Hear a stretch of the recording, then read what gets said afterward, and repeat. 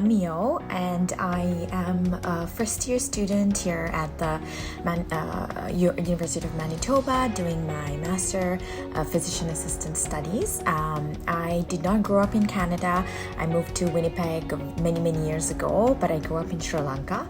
I'm half Chinese and half Sri Lankan, and I went to high school in Sri Lanka. I did do my undergrad at the University of Manitoba.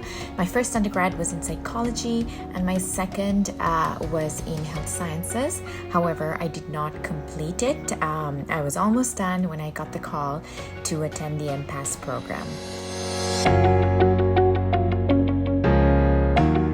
My first ever encounter with healthcare and healthcare team that I wanted to pursue a career in healthcare was when I was about 4 years old, and my dad fell and he broke his arm, and that was quite a painful moment for him, and I saw it happen, and I remember vaguely being like on my way to see him at the hospital, and like when he was taken to the hospital, and we went there right away, and I saw him being treated, and I saw how the whole healthcare team attended to him and took care of him, and that was my first ever memory of healthcare and a healthcare team.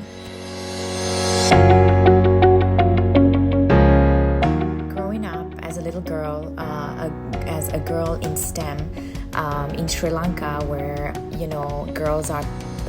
When I was growing up, girls were taught to clean and cook, and going into the sciences was very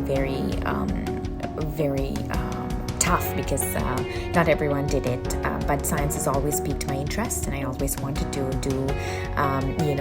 do different things in sciences and learn different things in sciences. So I would not stick to the norm per se, and I always learned the sciences. I always was doing biology or chemistry or physics, and doing experiments and going into science fairs and doing what I want to do and what I love to do best. One of my favorite women role models in STEM is Rosalind Franklin.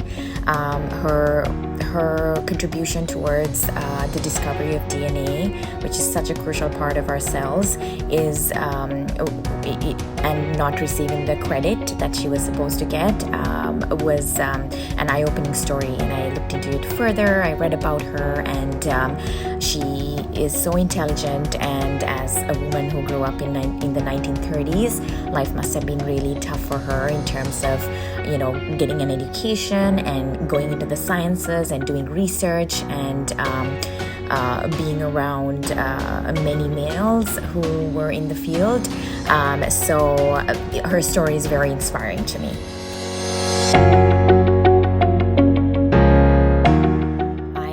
Lucky to have a few mentors, especially in my undergrad.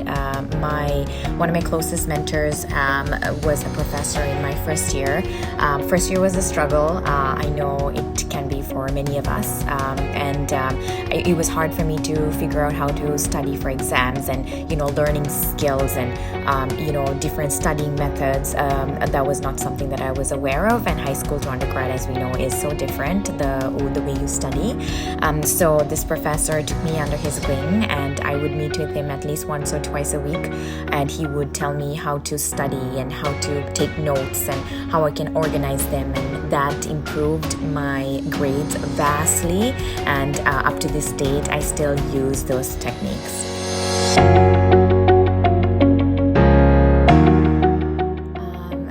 Three messages that I would like to share with my STEM youth would be: first one, never give up. If there is something that you really want to get, and if it's a goal that you really want in your life, go for it. If you can't get there the first time, that is okay. Be persistent, work hard, and you will get there. So do not give up. And the second message is, don't be intimidated by people around you who may have achieved so many different things. Don't compare yourself to them, and just stay focused, and you got this. And the third message is, explore different things, have a diverse portfolio, go out there, take risks, and go to different fields if you have to, and explore and expand your horizons.